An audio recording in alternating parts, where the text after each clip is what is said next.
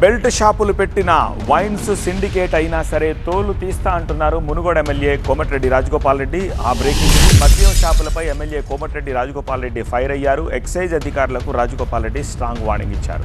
నాకు మునుగోడు ప్రజల ఆరోగ్యమే ముఖ్యమంటున్నారు ఆయన. వైన్స్ పక్కన పర్మిట్ రూమ్ ఉండనివ్వను అంటున్నారు రాజగోపాల్ రెడ్డి. నియోజకవర్గంలో మాత్రం నేను మాత్రం ఎట్టి పరిస్థితుల్లో నేను నడవలేను. నాకు ఈ పదవి ఉన్నా లేకున్నా పదవి ముఖ్యం కాదు. నాకు ప్రజల ఆరోగ్యం ముఖ్యం, ప్రజల ప్రాణాలు ముఖ్యం. టెండర్ వేసి వైన్ షాప్ వాళ్ళకి ఏం చెప్తున్నామంటే, నేను మీరు టెండర్ వేయదలుచుకుంటే వైన్ షాపుల పక్కన పర్మిట్ రూమ్ అని ఉంటుంది. అది మా డే టైంలో తాగుతుర్రు. అక్కడికి వచ్చి అక్కడ అందరి చుట్టుపక్కల ప్రాంతంలో అందరికీ ప్రాబ్లమ్స్ అవుతున్నాయి. అక్కడ పర్మిట్ రూమ్ అనేది ఉండదు. మా మునుగోడులో మేము నడవలేము అని చెప్పినాం. అలో చేయను. నేను ఎమ్మెల్యేగా ఉన్నంత వరకు ప్రజల ప్రాణాలు, ప్రజల ఆరోగ్యమే నాకు ఇంపార్టెంట్ తప్పితే ప్రజల జీవితాలతో ఆడుకునే ఎవరు ఏ పని చేసినా పెట్టి పరిస్థితుల్లో ఒప్పుకునే ప్రసక్తే లేదు.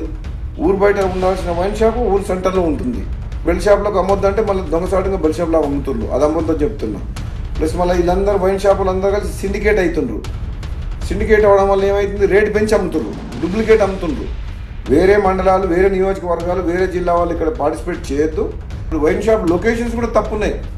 టౌన్లో, సెంటర్లో, పబ్లిక్ ప్లేసెస్లో పెట్టిండ్రు. అది ఊరు బయట పెట్టాలి వైన్ షాప్. అసలు తప్పకుండా ఈ మునుగోడుతో పాటు తెలంగాణ రాష్ట్రంలో ఈ ఎక్సైజ్ పాలసీని సమీక్షించి ఈ ప్రజల ఆరోగ్యం ఖరాబ్ చేసేది కాదు, ప్రజల ఆరోగ్యం మెరుగుపరిచే విధంగా మనం ఏ విధంగా ప్రభుత్వం పనిచేయాలనో ఆలోచన చేయాలని చెప్పి కూడా ప్రభుత్వం దృష్టికి తీసుకుపోతున్నాయి తప్పకుండా.